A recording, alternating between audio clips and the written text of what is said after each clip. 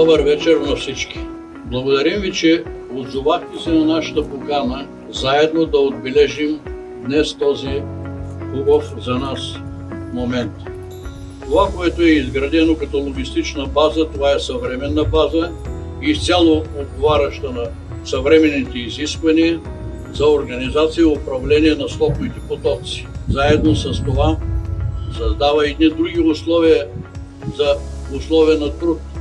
Разбира се, заедно с логистичната база, пред нас е и административната сграда, която е съобразена също и предлага най-възможно добрите условия за работа, за почивка, за отдих, включително и за възстановителна дейност.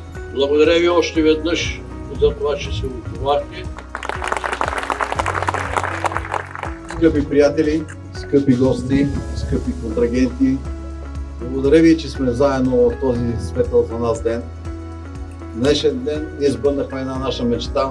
Най-вече искам да благодаря на нашите колеги. Благодаря на всички наши контрагенти, всички доставчици и приятели, които ни помогнаха с навременните доставки. Благодаря специално и на един човек, Любо Стойчев. Благодаря на тигрите, които 45 дни успяха тази стока в на 3 различни места да се премести. Ние може да се похвалиме с един екип от професионалисти, които са сплотени и които наистина ни помагат ние да си осъществим мечтите. Благодариме ви, колеги, благодариме на всички, които ни помогнаха да изпълним тази нова стъпка в развитието на Зоря, която мисля, че дори и западните колеги биха ни завидяли. Благодаря ви!